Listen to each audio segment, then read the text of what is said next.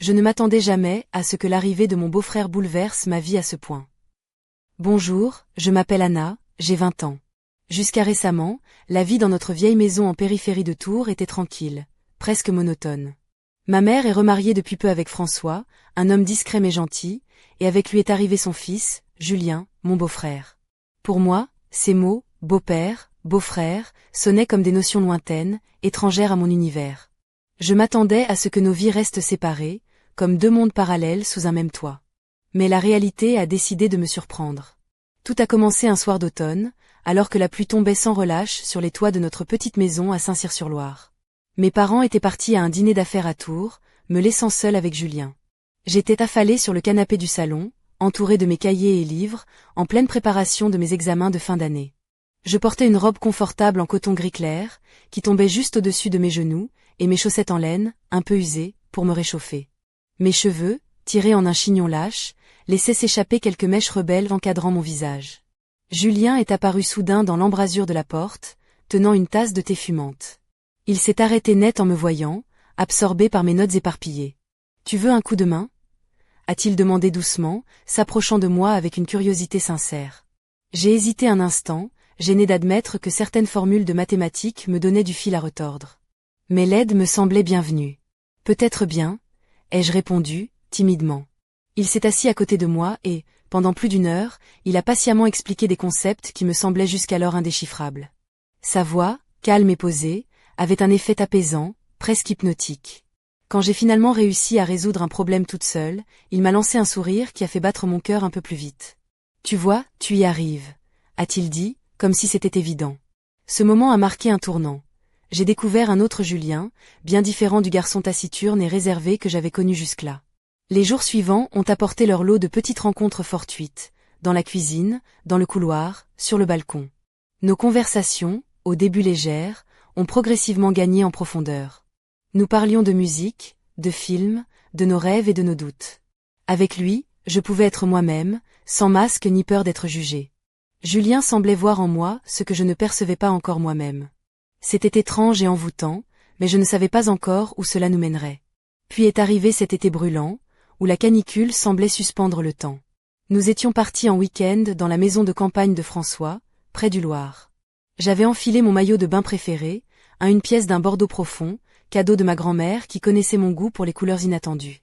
Par-dessus, un paréo léger en mousseline flottait sur mes épaules. En sortant dans le jardin, j'ai aperçu Julien déjà au bord de la piscine, les pieds dans l'eau fraîche, un livre à la main mais l'air ailleurs. « Salut !» ai-je lancé, en essayant de masquer mon excitation. Il a levé les yeux et, pour la première fois, j'ai senti son regard s'attarder sur moi d'une manière différente, plus intense.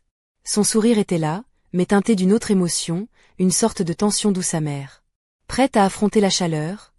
a-t-il demandé, en posant son livre. Je me suis glissée dans l'eau, sentant son fraîcheur glisser sur ma peau brûlée par le soleil. Autour de nous, l'air semblait chargé d'une électricité nouvelle. Julien est finalement plongé à mes côtés, et nos regards se sont croisés, porteurs d'un secret que ni l'un ni l'autre ne voulait encore nommer. Ce soir-là, rien n'a été comme avant. Notre relation, jusqu'alors simple et distante, a commencé à se tisser d'un fil invisible, fragile mais irrésistible. J'ignorais encore à quel point ce fil allait nous entraîner dans un tourbillon inattendu et bouleversant. La soirée d'automne s'était installée doucement sur Saint-Cyr-sur-Loire, enveloppant la maison d'une lumière tamisée et d'un calme presque irréel. Je m'appelle toujours Anna, et ce soir-là, alors que la pluie battait les vitres, j'étais assise dans le salon, encore sous le choc de cette complicité nouvelle avec Julien. Je sentais que quelque chose avait changé entre nous, mais je ne savais pas encore quoi. Ce jour-là, Julien et moi avions partagé un moment simple, presque anodin, mais chargé d'une intensité que je n'avais jamais ressentie auparavant. Nous étions allés nous promener dans le vieux parc près de la Loire, un endroit que j'aimais pour son atmosphère paisible et ses allées bordées d'arbres centenaires. J'avais mis une robe légère, fleurie, au ton pastel, qui contrastait avec la grisaille du ciel. Julien portait un pull bleu marine et un jean délavé, ses cheveux légèrement ébouriffés par le vent. Au départ, nos échanges étaient naturels, faits de banalités et de sourires échangés. Mais peu à peu, nos regards se sont accrochés plus longtemps, nos silences devenaient plus lourds de sens. J'avais ce sentiment étrange que chaque geste, chaque parole, était chargé d'une signification cachée. Julien, habituellement réservé, s'était ouvert un peu plus, partageant ses rêves d'avenir, ses doutes sur ses études, ses peurs qu'il gardait souvent pour lui. C'était la première fois que nous nous dévoilions ainsi, sans artifice.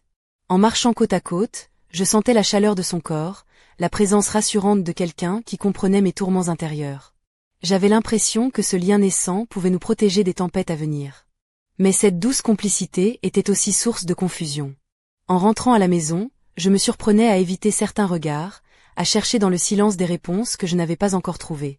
La frontière entre ce qui était permis et ce qui ne l'était pas semblait s'effacer lentement, laissant place à un territoire inconnu et déroutant. Ce qui m'a frappé ce soir-là, c'est la façon dont Julien a posé sa main sur la mienne, juste un instant, comme pour vérifier que je comprenais ce qu'il ressentait. Ce contact furtif a réveillé en moi un tourbillon d'émotions contradictoires, désir, peur, excitation, doute. Je n'avais jamais imaginé que notre relation puisse prendre une telle tournure, et pourtant, c'était là, palpable, entre nous. Le reste de la soirée s'est déroulé dans une atmosphère étrange, faite de regards échangés en coin et de silences lourds de promesses non dites. J'étais à la fois attirée et terrifiée par cette nouvelle réalité. Je savais que nous étions sur le point de franchir une ligne invisible, celle qui sépare l'enfance de l'âge adulte, l'innocence de la passion. Alors que je me couchais ce soir-là, les pensées tourbillonnaient dans ma tête. Comment allions-nous gérer ce lien naissant? Étions-nous prêts à affronter les conséquences de ce que nous étions en train de construire? Je sentais que rien ne serait plus jamais comme avant, et que cette histoire, née dans l'ombre d'une famille recomposée, allait bouleverser nos vies à jamais. Mais pour l'instant, il fallait avancer pas à pas, savourer chaque instant, même s'il était teinté d'incertitude et d'ambiguïté. Car parfois, c'est dans le flou que les plus belles histoires prennent vie.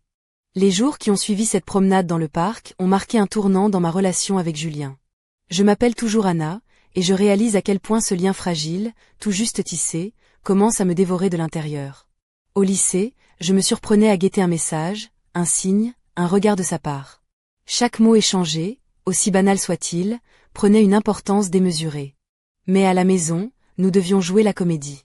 Nos parents, heureux de voir cette apparente harmonie fraternelle, ignoraient tout de la tension invisible qui s'était installée entre nous. Ce samedi-là, alors que le ciel était encore gris et menaçant, nous étions seuls à la maison. Maman et François étaient partis à une réunion à Tours, et pour la première fois, Julien et moi pouvions vraiment profiter de ce moment en toute intimité. Je portais une robe en lin bleu pâle, simple mais élégante, avec des sandales tressées aux pieds.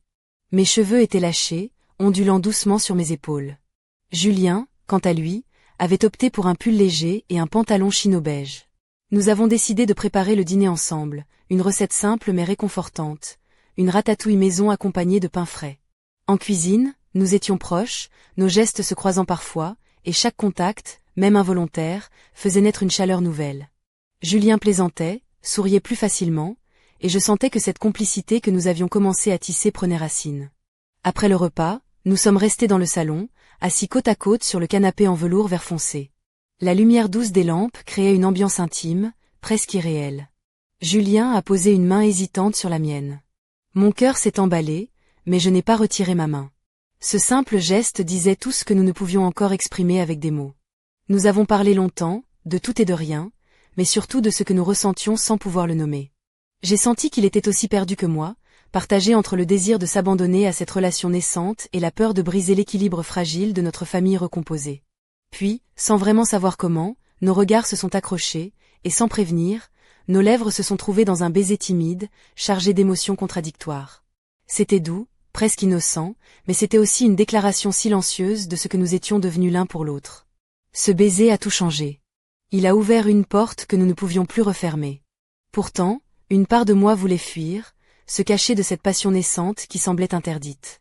Mais une autre part, plus profonde, me poussait à plonger dans ce tourbillon, à découvrir jusqu'où il pouvait nous mener. Les heures suivantes ont été un mélange de bonheur et d'angoisse. Le poids du secret, la crainte d'être découvert, tout cela rendait chaque instant encore plus intense. J'ai compris que ce que nous vivions n'était pas simplement une passade, mais quelque chose de bien plus profond et compliqué. Pourtant, malgré cette magie, une ombre planait sur nous. Je sentais que cette histoire, aussi belle soit-elle, allait bientôt être mise à l'épreuve par les réalités du monde extérieur. Et je ne savais pas si nous étions prêts à affronter ce qui allait venir. Mais pour l'instant, dans cette maison à Saint-Cyr-sur-Loire, entre les murs témoins de nos secrets, nous étions simplement deux âmes qui s'étaient trouvées, prêtes à défier le destin. Cette nuit-là, le silence de la maison semblait plus lourd que jamais. Je m'appelle toujours Anna, et je ne pouvais pas m'endormir, mon esprit tourbillonnant d'émotions contradictoires. Le baiser échangé avec Julien avait réveillé en moi des sentiments que je n'avais jamais osé explorer auparavant. Le lendemain matin, la lumière grise filtrait à travers les rideaux du salon où nous avions passé la soirée. Julien était déjà levé, assis à la table de la cuisine, un café noir devant lui. Il portait un simple t-shirt blanc et un jean, son air habituellement réservé légèrement adouci par un sourire timide. Je l'ai rejoint, le cœur battant, essayant de paraître naturel, bien que chaque mot, chaque geste me semblait chargé de signification. Nous avons parlé peu, laissant le silence dire ce que les mots n'osaient pas exprimer. Dans les jours qui ont suivi, cette tension nouvelle s'est installée entre nous.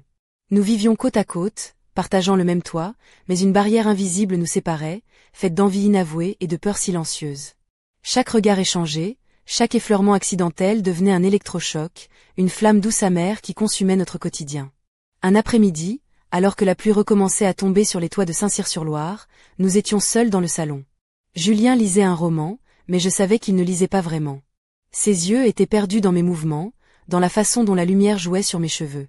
Je portais ce jour-là un pull en cachemire crème, doux au toucher, qui tombait légèrement sur mes épaules, et un jean slim bleu foncé qui soulignait mes jambes.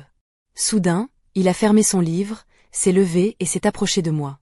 Son regard était intense, chargé de cette émotion que nous avions essayé de cacher. « Anna » a-t-il murmuré, la voix tremblante, « je ne sais pas comment faire avec ça, avec nous. » Je me suis approchée, posant doucement ma main sur sa joue. « Moi non plus, Julien. Mais je sais que je ne veux pas reculer. » Nous étions là, debout dans le salon, deux âmes hésitantes mais déterminées à affronter ce que les autres ne comprendraient pas. Le poids du secret pesait sur nos épaules, mais il y avait aussi une force nouvelle, un espoir fragile qui nous poussait à avancer. Ce soir-là, nous avons décidé de garder notre relation secrète, de vivre cette passion à l'abri des regards, conscients des risques mais incapables de renoncer à ce lien unique. Pourtant, malgré cette résolution, une part de moi craignait ce que l'avenir nous réservait. Je savais que nos sentiments, aussi forts soient-ils, allaient bientôt être mis à l'épreuve par des réalités que nous ne maîtrisions pas encore. Mais pour l'instant, dans cette maison à Saint-Cyr-sur-Loire, nous étions simplement deux cœurs battants à l'unisson, prêts à défier le monde, même si cela signifiait marcher sur un fil fragile au-dessus d'un abîme. L'été battait son plein lorsque tout a basculé. Je m'appelle toujours Anna, et je me souviens de ce moment avec une intensité que je ne peux pas oublier. Ce week-end-là, nous étions partis avec mes parents et Julien dans la maison de campagne familiale, nichée au bord de la Loire, à quelques kilomètres de Tours. L'air chaud et léger promettait des jours de détente, mais un événement inattendu allait bouleverser notre fragile équilibre. Le matin, j'avais enfilé mon maillot de bain une pièce bordeaux, celui que ma grand-mère m'avait offert, et un paréo en mousseline léger qui flottait sur mes épaules. Julien, en short de bain sombre, se tenait au bord de la piscine, un livre à la main, mais son regard semblait ailleurs. Nous étions seuls dans le jardin, le soleil caressant nos peaux, et pourtant, une tension palpable flottait dans l'air. Après quelques échanges timides, nous nous sommes glissés dans l'eau fraîche, cherchant un refuge face à la chaleur accablante. Nos regards se sont croisés, et j'ai senti ce même feu intérieur qui avait embrasé mes pensées depuis des semaines. Mais ce jour-là, le poids de notre secret semblait plus lourd, plus étouffant. Le soir venu, alors que nous nous préparions à dîner, le téléphone a sonné. C'était Julien. Son visage a changé en entendant la voix à l'autre bout du fil. Il a raccroché rapidement, sans un mot, et s'est éclipsé dans sa chambre, laissant un silence lourd derrière lui. Quelques minutes plus tard, il est revenu, le regard sombre, et m'a révélé la vérité qui allait tout changer. Son ex-petite amie, Claire, avait eu un accident près de Nantes et était hospitalisée en urgence. Elle avait besoin de lui. Mon cœur s'est serré, déchiré entre la douleur de la nouvelle et la peur sourde qui rampait en moi. Je savais que cette histoire du passé risquait de tout bouleverser, de faire vaciller ce lien fragile que nous avions construit avec tant de précaution. Julien a expliqué qu'il devait partir dès le lendemain, que Claire n'avait personne d'autre sur qui compter. J'ai senti la jalousie et l'angoisse m'envahir, mais j'ai tenté de masquer mes émotions. « Tu dois y aller » ai-je murmuré, la voix tremblante. « C'est important. » Cette nuit-là, je n'ai pas fermé l'œil. Les ombres dansaient sur les murs de ma chambre, et chaque bruit me semblait un présage. Que se passerait-il pendant son absence? Que laisserait-il derrière lui? Le lendemain matin, Julien est parti, son sac en bandoulière, le cœur lourd. Le silence s'est installé dans la maison, plus oppressant que jamais. Je me suis retrouvée seule avec mes pensées, mes doutes, cette peur sourde qui ne me quittait plus. Je ne savais pas encore que ce départ marquait le début d'une épreuve bien plus grande, une tempête émotionnelle dont nous ne sortirions pas indemnes. Mais au fond de moi, une petite voix me disait que malgré tout, je devais tenir bon, pour nous deux, pour cet amour naissant et interdit. Dans ce calme apparent, je comprenais que notre histoire ne faisait que commencer, et que les véritables défis étaient encore à venir. Depuis le départ de Julien, je suis submergée par une tempête d'émotions contradictoires. Je m'appelle toujours Anna, et jamais je n'aurais imaginé à quel point une absence pouvait peser autant sur le cœur. La maison à Saint-Cyr-sur-Loire, d'habitude si animée, est devenue un sanctuaire de silence et de souvenirs. Chaque pièce semble me rappeler sa présence, chaque recoin porte l'écho de nos moments partagés. Je repense sans cesse à sa voix, à la douceur de ses gestes, à ce baiser volé qui a tout changé. Mais maintenant, ces souvenirs se mêlent à l'angoisse et à la jalousie qui me ronge. Que fait-il là-bas, près de Nantes, auprès de Claire? Que signifie vraiment cette ancienne histoire? Pourquoi son absence creuse-t-elle un vide si profond en moi? Les appels quotidiens de Julien sont à la fois une bouée de sauvetage et une source de douleur. Sa voix, fatiguée mais toujours pleine de tendresse, me rassure, mais elle me rappelle aussi la distance qui nous sépare. Il me parle peu de lui, concentré sur Claire, sur son combat pour s'en sortir. Je sens qu'il porte un poids que je ne peux partager, un secret qu'il n'ose pas dévoiler. Un soir, alors que je m'allongeais sur mon lit, enveloppé dans un plaid douillet, j'ai surpris un silence inhabituel à l'autre bout du fil. Julien avait raccroché sans un mot, laissant une sensation d'inachevé qui m'a profondément troublée. Ce mutisme soudain a réveillé mes pires craintes. Je me suis demandé combien de temps encore je pourrais supporter cette attente, cette incertitude. La peur que notre histoire s'efface dans cette distance m'a serré la gorge. Pourtant, je savais qu'il fallait être patiente, que l'amour ne se mesure pas à la proximité physique, mais à la force des liens invisibles qui nous unissent. Mais parfois, la solitude devient un poids insupportable. J'ai commencé à douter, à me demander si Julien ressentait encore ce que je ressentais, ou si son cœur battait ailleurs, pour un passé que je ne pouvais concurrencer. La jalousie s'insinuait sournoisement, transformant chaque silence en un gouffre d'angoisse. Pourtant, malgré tout, je me raccrochais à l'espoir. L'espoir qu'il reviendrait, que cette épreuve serait surmontée, et que notre amour, né dans l'ombre, éclaterait enfin au grand jour. Je sentais que cette absence, aussi douloureuse soit-elle, était une épreuve nécessaire, un test de notre force commune. Alors, chaque soir, je regardais par la fenêtre les étoiles au-dessus de Saint-Cyr-sur-Loire, murmurant dans le silence mon vœu le plus cher, que Julien revienne entier, que nos cœurs battent à nouveau à l'unisson, prêts à affronter ensemble l'avenir. Mais je ne savais pas encore que le retour de Julien ne serait pas celui que j'avais imaginé, et que la tempête était loin d'être terminée. Quelques jours après le départ de Julien, un événement inattendu est venu bouleverser tout ce que je croyais connaître. Je m'appelle toujours Anna, et cette révélation a fait vaciller les certitudes sur lesquelles je m'appuyais. Un soir, alors que je me trouvais seule dans la maison, plongée dans mes pensées, le téléphone a sonné. Le nom de Julien s'est affiché sur l'écran, mais ce n'était pas lui qui appelait. Une voix étrangère, grave et anxieuse, a pris la parole. C'était Claire, son ex-petite amie. Elle était à l'hôpital, la voix tremblante, et elle avait besoin de lui. Ce coup de fil a déclenché une cascade de questions et d'émotions en moi. Pourquoi avait-il gardé le silence sur la gravité de la situation? Pourquoi ne m'avait-il rien dit? Une part de moi voulait comprendre, une autre voulait fuir cette réalité trop lourde à porter. Quelques heures plus tard, un message de Julien est arrivé. Il devait prolonger son séjour pour veiller sur Claire, qui avait subi une opération délicate.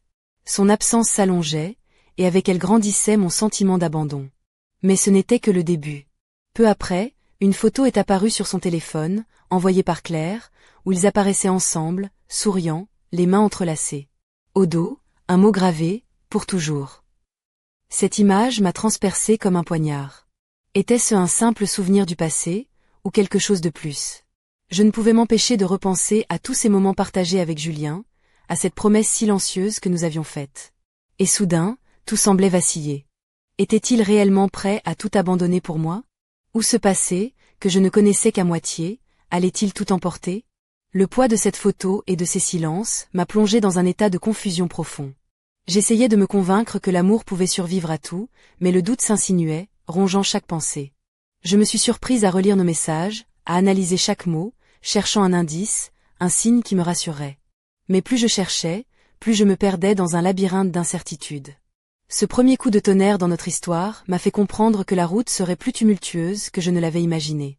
Que derrière chaque sourire se cachait parfois une vérité douloureuse, et que l'amour, aussi fort soit-il, doit parfois affronter les ombres du passé.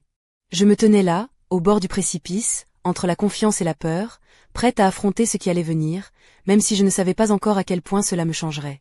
Cette nuit-là, j'ai compris que notre histoire ne serait jamais simple, et que le véritable combat ne faisait que commencer. Les jours qui ont suivi la découverte de cette photo ont été un véritable cauchemar éveillé. Je m'appelle toujours Anna, et je ne savais plus où me situer dans ce maelstrom d'émotions qui me déchirait le cœur. Julien était toujours loin, à des centaines de kilomètres, mais son absence pesait plus lourd que jamais. Son silence face à mes questions me brûlait les lèvres, et chaque message non répondu me plongeait un peu plus dans le doute. Était-il sincère? Était-il vraiment prêt à se battre pour nous, ou ce passé avec Claire le retenait-il encore prisonnier? Un soir, alors que je m'efforçais de garder la tête haute, le téléphone a de nouveau sonné. Cette fois, c'était Julien. Sa voix était fatiguée, empreinte d'une mélancolie que je ne lui connaissais pas. Il m'a parlé longuement de Claire, de ses blessures, de sa fragilité. Mais surtout, il a parlé de lui, de ses doutes, de ses peurs, et de ce lien indéfectible qui les unissait, malgré tout. J'ai senti mon cœur se serrer. Je voulais lui hurler que j'étais là, que je l'aimais, que je ne voulais pas le perdre. Mais les mots restaient coincés dans ma gorge, prisonniers d'un silence lourd de douleur. Quelques jours plus tard, Julien est rentré. Mais il n'était plus le même. Son regard était distant, son sourire forcé. Il portait sur ses épaules le poids d'un passé qu'il n'avait pas su laisser derrière lui. Cette nuit-là, alors que nous étions seuls dans la chambre, il m'a avoué ses sentiments contradictoires.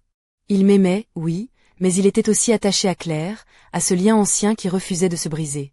J'ai compris que l'amour ne suffisait pas toujours à effacer les blessures du passé. Que parfois, il fallait faire des choix déchirants, affronter des vérités douloureuses. Mais au fond de moi, une flamme résistait encore.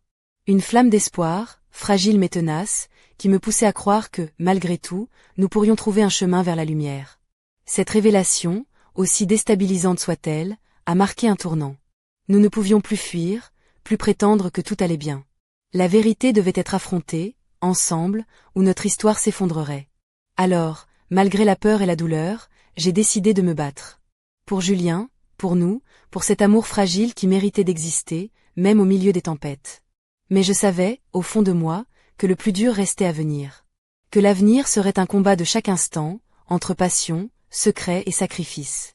Et dans ce combat, je devais choisir, abandonner ou tout risquer. L'atmosphère dans la maison de Saint-Cyr-sur-Loire était devenue électrique, chargée d'une tension insoutenable. Je m'appelle toujours Anna, et chaque instant passé avec Julien semblait à la fois empreint d'une passion intense et d'une fragilité extrême, comme si nous étions suspendus au bord d'un précipice. Nos échanges, autrefois légers et pleins de promesses, étaient désormais ponctués de silences lourds de non-dits et de regards fuyants. Chaque conversation pouvait basculer en dispute, chaque sourire dissimulait une douleur profonde. La présence de Claire, même à distance, planait sur nous comme une ombre menaçante, menaçant de tout dévorer sur son passage. Un soir, alors que la pluie battait les vitres, nous nous sommes retrouvés face à face dans le salon, la lumière tamisée jetant des ombres mouvantes sur les murs. Julien, le regard brûlant d'émotion, m'a pris la main avec une force désespérée. « Anna, a-t-il murmuré, je t'aime, mais je ne sais plus qui je suis. » Ces mots ont résonné en moi comme un coup de tonnerre. Nous étions deux âmes perdues, liées par un amour interdit, mais déchirées par des loyautés contradictoires et des blessures anciennes. Je sentais la tempête monter en moi, un tourbillon de passion, de peur, de colère et de tristesse qui menaçait de tout emporter. Pourtant, je refusais de céder à la fatalité. Notre histoire, aussi complexe soit-elle, méritait d'être vécue, même si cela signifiait affronter les jugements, les regards et les obstacles. Cette nuit-là, dans la pénombre du salon, nous avons fait le serment silencieux de nous battre, de ne pas laisser le passé détruire ce que nous avions construit. Mais au fond de moi, une question brûlait. Jusqu'où serions-nous prêts à aller pour préserver cet amour interdit? La tension était à son comble, chaque instant chargé d'une intensité presque insoutenable. Nous étions à la croisée des chemins, entre abandon et combat, entre peur et espoir. Et c'est dans ce tumulte que j'ai compris que notre histoire ne serait jamais simple. Que chaque pas en avant serait une victoire, mais aussi un risque.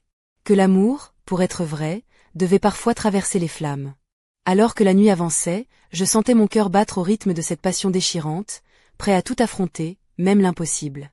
Mais la vie, implacable, allait bientôt nous confronter à un choix qui changerait tout. Et dans ce silence chargé de promesses et de menaces, je savais que le moment décisif approchait, prêt à bouleverser notre destin à jamais. Les jours suivants ont été un tourbillon d'émotions, un crescendo de tension et de silence lourd de sens. Je m'appelle toujours Anna, et je sentais que notre histoire, fragile et pourtant si intense, était sur le point de basculer. Un soir d'hiver, alors que la maison était plongée dans le calme de la nuit, le téléphone a sonné brusquement. Julien a décroché, le visage blême, les mains tremblantes. C'était l'hôpital. Claire avait eu une nouvelle complication, grave cette fois. Il devait partir immédiatement. Je l'ai regardé partir dans la nuit froide, son sac à l'épaule, le cœur serré d'une douleur sourde. Cette fois, je savais que son absence ne serait pas passagère. Que ce départ pouvait bien être le dernier. Seule dans la maison, je me suis effondrée, les larmes coulant librement, mêlées à la rage et à la peur. La photo que j'avais découverte, le poids de ses silences, tout s'entrechoquait dans un chaos insoutenable. Pourtant, au milieu de ce tumulte, une conviction profonde s'est imposée à moi. Je ne pouvais pas abandonner. Pas maintenant. Pas après tout ce que nous avions traversé. Je me suis levée, déterminée à affronter l'avenir, quel qu'il soit. À me battre pour cet amour interdit, pour Julien, pour nous. Mais alors que je préparais mon propre départ, une dernière surprise m'attendait sur la table de nuit. Une lettre, écrite de sa main, où il confiait ses doutes, ses peurs, mais aussi son amour indéfectible. « Anna », écrivait-il, « quoi qu'il arrive, tu es la lumière qui éclaire mes jours sombres. Je ne veux pas te perdre. Je reviens vers toi, coûte que coûte. » Ces mots ont fait vibrer chaque fibre de mon être. Dans cette lettre, il y avait tout, la promesse d'un futur, la force de notre lien, et l'espoir d'un lendemain meilleur. Je savais alors que notre histoire ne s'achèverait pas ici. Que malgré les obstacles, les secrets et les blessures, nous allions trouver notre chemin. Mais ce chemin serait semé d'embûches, de choix difficiles, et de sacrifices. Et dans ce dernier souffle d'espoir, une question restait en suspens, brûlante et insaisissable. Serions-nous assez forts pour affronter ce qui nous attendait ? Le destin, cruel et imprévisible, avait encore beaucoup à nous révéler. Et moi, Anna, j'étais prête à tout pour découvrir la vérité, même si cela signifiait plonger dans l'inconnu, au risque de tout perdre.